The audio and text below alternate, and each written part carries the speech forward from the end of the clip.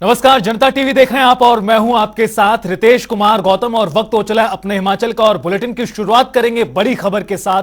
बड़ी जानकारी से आपको रूबरू करा दे जो इस बीच सामने आ रही है। आपदा को लेकर एक्शन में है मुख्यमंत्री सुक्खू। मुख्यमंत्री सुक्खू की NHAI के साथ बैठक हुई है, जरूरी दिशा निर्देश दिए हैं। बैठक में जो बंद पड़ी सड़कें हैं उनको दोबारा से जल्द बहाल करने के दिशा निर्देश दिए गए हैं। कैंची मोड़ के नीचे सुरंग बनाने को लेकर हुई है चर्चा। मुख्यमंत्री सुखविंदर सिंह सुक्खू ने अधिकारियों को इस मौके पर जरूरी दिशा निर्देश दिए हैं। मंडी मनाली 4 लेन जल्द से जल्द खोला जाए। आपदा को लेकर लगातार मुख्यमंत्री एक्शन में हैं और ताबड़तोड़ बैठकें ली जा रही ताकि जल्द से जल्द जो मुसीबत की घड़ी है उसको पार पाया जा सके। जो रास्ते बंद पड़े हैं इस संबंध में NHAI के अधिकारियों के साथ मुख्यमंत्री सुक्खू ने मंथन किया है और जल्द से जल्द जो बंद पड़े रास्ते उनको खोलने को लेकर चर्चा इस दौरान अधिकारियों के साथ मुख्यमंत्री ने की और जरूरी दिशा निर्देश भी मुख्यमंत्री द्वारा दिए गए हैं और जिसमें प्रमुखता से मंडी मनाली 4 लेन को जल्द से जल्द शुरू किया जाए, क्योंकि इस रास्ते से बड़ी संख्या में जो आवाजाही है वाहनों की वो होती है जो पूरी तरह से बंद पड़ी है।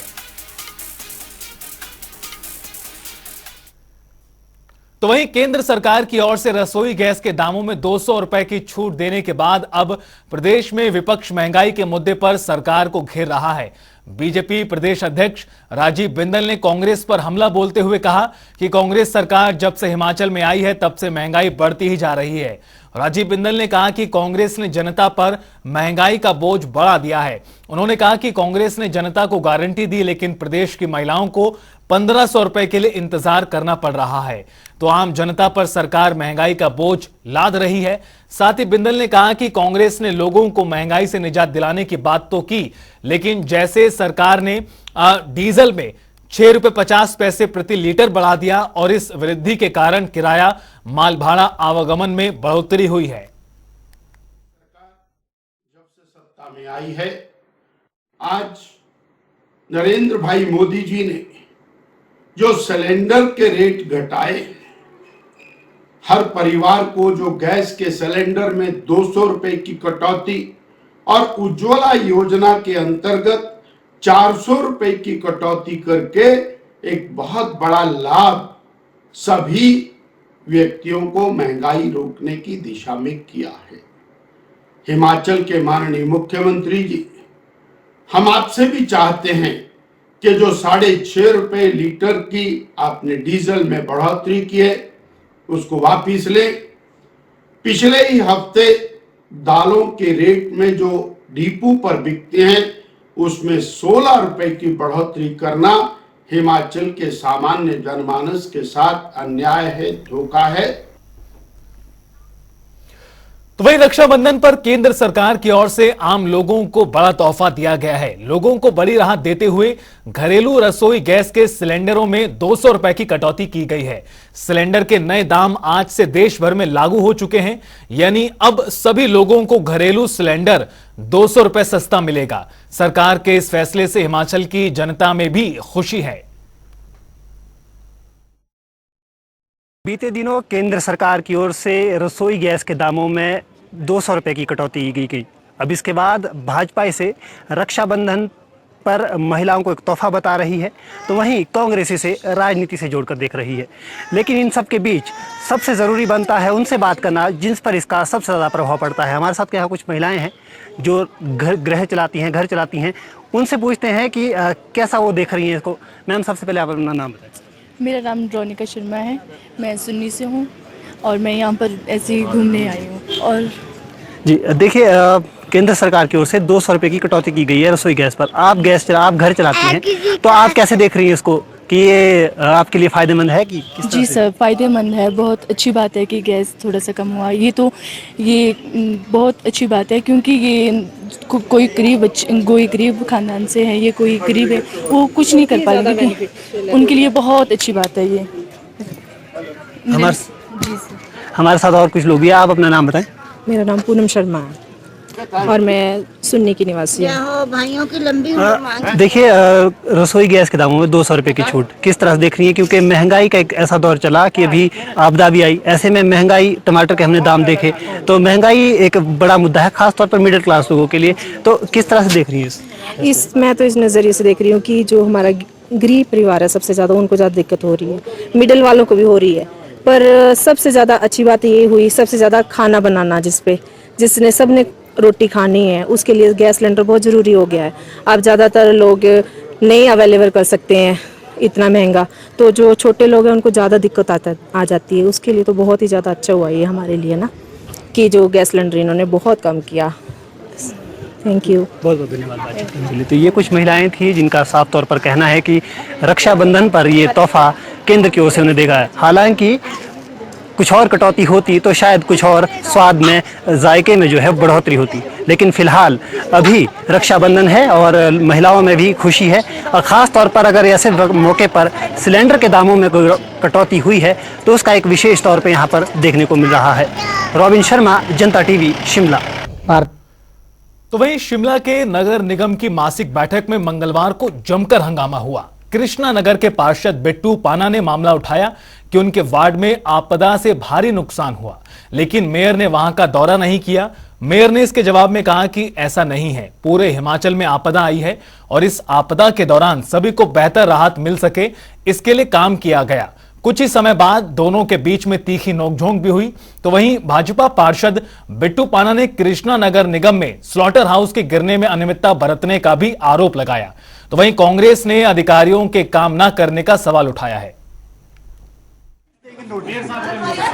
सर देखिए, जो स्मार्ट सिटी के तहत हमारे ढली टनल पे एक टनल का निर्माण हुआ है, तो उस टनल में जो काम की गति है इतनी स्लो है कि उससे सारी जनता वहाँ पे परेशान है। मैंने जो स्लेटर हाउस का मुद्दा उठाया, क्योंकि जो स्लेटर हाउस है ये 2012 में बनके तैयार हुआ था और इसकी वजह से, स्लेटर हाउस की वजह से हमारे जो कृष्णा नगर के 6 मकान कोलैप्स हो गए और जो मकान कोलैप्स हुए वो कोलैप्स होने के बाद स्लेटर हाउस के ऊपर गिरे, जिसपे 28 करोड़ रुपए का ये हमारा स्लेटर हाउस भी एमसी का, जिसमें लोगों का पैसा कितना बर्बाद हुआ। नगर निगम का हाउस होता है, उसमें विभिन्न योजनाएं जो नगर निगम के एस्टिमेट्स बनाते हैं, कार्य जो उनको एफसीपीसी में हमारे जो हाउस के लिए आता है फिर एस्टिमेट सारे, और अलग अलग जो कार्य थे उसको लेकर के सभी लोगों में चर्चा हुई, और जिसमें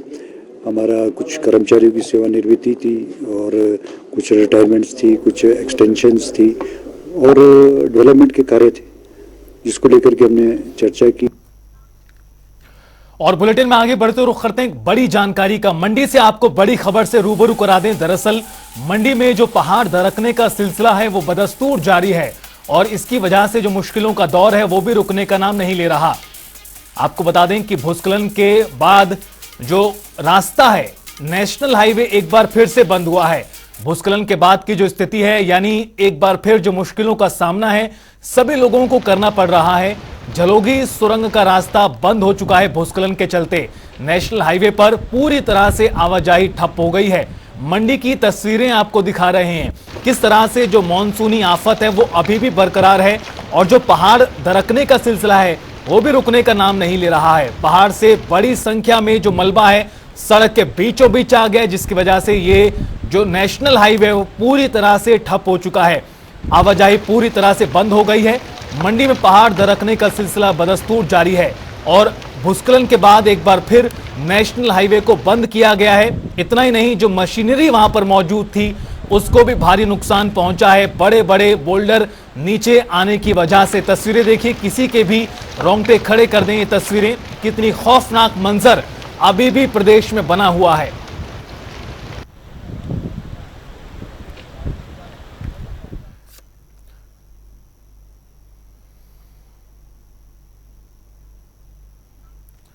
मंडी जिले में बेशक बारिश का दौर थम गया है, लेकिन पहाड़ों का दरकना लगातार जारी है। कीरतपुर मनाली 4 लेन पर ओट से 4 किलोमीटर दूर झलोगी में बनी टनल के मुहाने पर बीती रात को भारी मात्रा में मलबा गिरने के कारण रास्ता बंद हो गया। पहाड़ी से लगातार पत्थर और मलबा गिरने के चलते रास्ता खोलने का काम शुरू नहीं हो पाया है और यहां से छोटे वाहनों को वाया कटौला भेजा जा रहा है, जबकि बड़े वाहन अभी भी फंसे हुए हैं।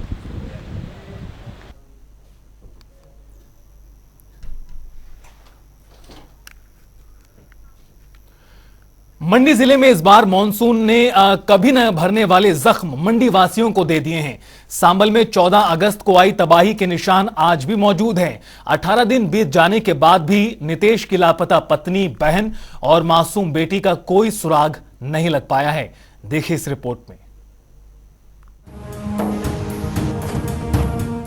जिला मंडी में इस मानसून ने जमकर कहर बरपाया है। मंडी में बीती 14 अगस्त को हुई भारी बारिश ने जिले भर में ऐसा तांडव मचाया कि अभी तक तबाही के निशान मौजूद हैं। मंडी जिले के सांबल में 14 अगस्त को भारी बारिश के बाद मलबे का सैलाब आ गया, जिसकी चपेट में आने से एक हंसता खेलता परिवार पूरी तरह बर्बाद हो गया। आपको बता दें कि सांबल में मलबे की चपेट में आने से एक घर दबा, जिसमें नितेश कुमार की पत्नी, बहन और 6 माह की दूध मुही बच्ची मलबे में दब गई। 18 दिन बाद भी तीनों का कोई सुराग नहीं लगा है। अंजू देवी रोते हुए प्रशासन से बेटी, उसकी ननद और नाती को जल्द तलाशने की गुहार लगा रही हैं। मेरी बेटी जल्द से जल्द मिल जाए। कौन है? बेटी है? बेटी है, होती है, उसकी ननद है। कितने दिन हो गए आपको यहाँ आते? मेरे को 17 दिन हो गए, रोज आते आते यहाँ।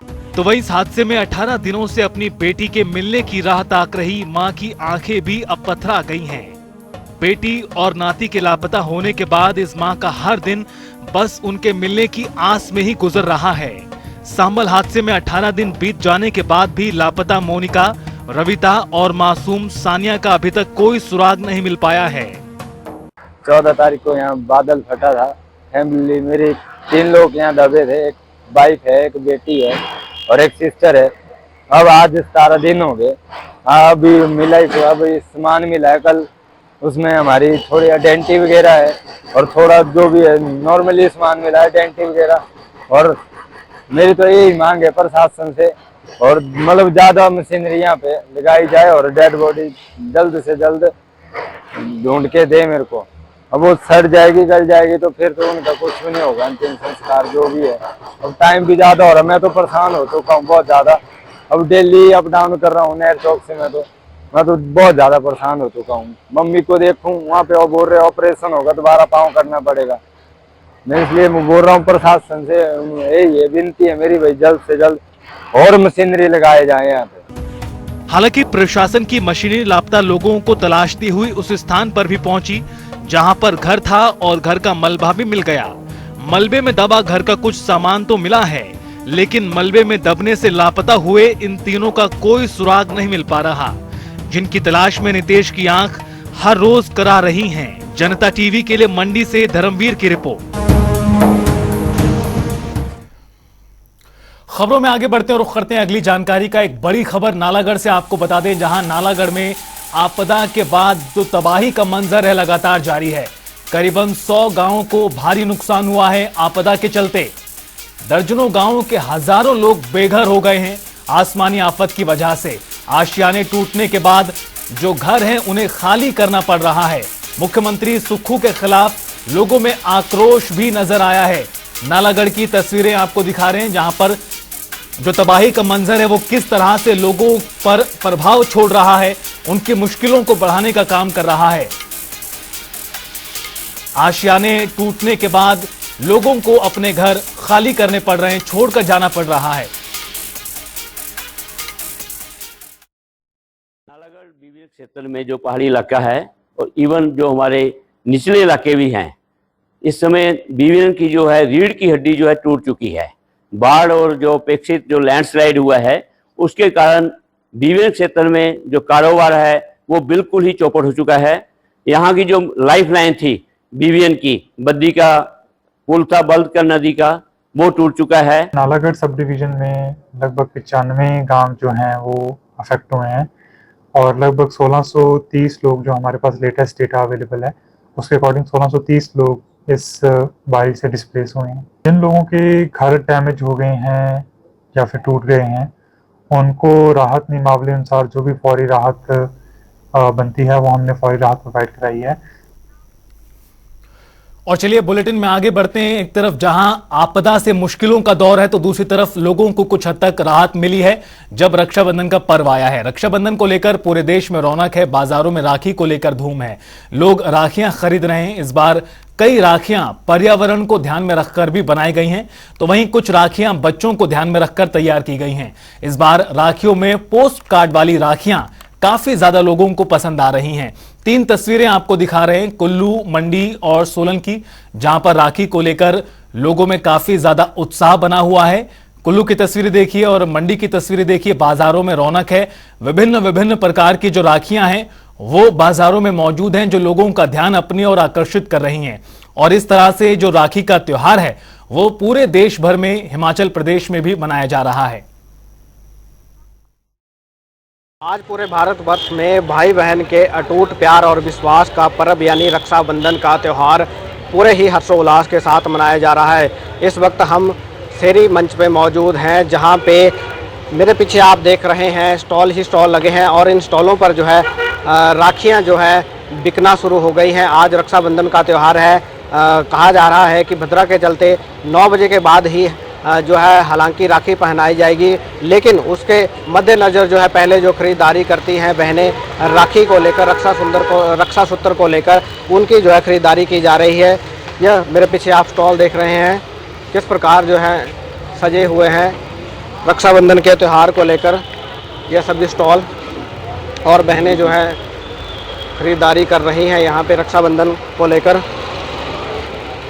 इन स्टॉलों पे मौजूद जो है स्वयं सहायता समूह की महिलाएं, या यूँ कहा जाए शहरी आजीविका मिशन के तहत भी महिलाएं जुड़ी हुई हैं।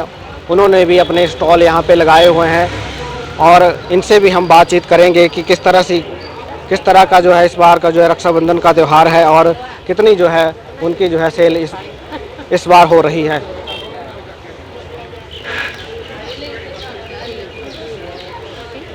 आप देख पा रहे हैं स्क्रीन के माध्यम से राखियां जो हैं पूरी तरह से सजी हुई हैं स्टॉल में।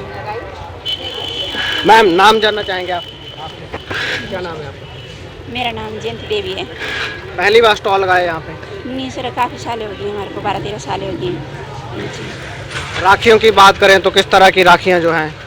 ये रेशम की धागे की बनी हुई है जी, हम खुद बनाते हैं और स्टोन वगैरह और मीका धागा लगाते हैं हम इसको। मंडी के ऐतिहासिक शेरी मंच पर यह स्टॉल लगाया गया है। इस तरफ भी जो है आपको जो है राखियाँ ही राखियाँ देखने को मिलेंगी और लोगों से भी हमने बातचीत की और दुकानदारों से भी बातचीत की।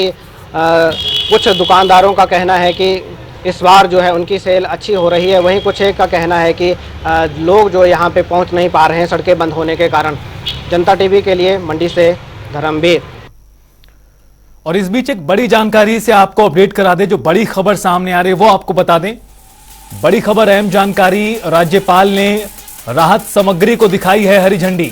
3 गाड़ियों को रवाना किया है उन इलाकों में जहां मुश्किलों का दौर लोग झेल रहे हैं। सोलन, ऊना और सिरमौर के लिए राहत सामग्री राज्यपाल की ओर से भेजी गई है। रेड क्रॉस सोसाइटी की तरफ से आपको बता दें ये मदद लोगों के लिए की गई है, जिसे हरी झंडी दिखाई है राज्यपाल ने। 3 गाड़ियों के जरिए राहत सामग्री का सामान भेजा गया है और सोलन, ऊना और सिरमौर के उन तमाम इलाकों में इस राहत सामग्री को भेजा जाएगा जहां पर आसमानी आफत की वजह से लोगों के आशियाने उजड़ गए हैं, रास्ते पूरी तरह से बंद हो गए हैं, जहां पर मदद पहुंचाना काफी मुश्किलों भरा अभी पेश आ रहा है। इन तमाम जगहों पर रेड क्रॉस के माध्यम से जरिए दरअसल ये तमाम तरह की जो राहत है पहुंचाने का काम किया जा रहा है।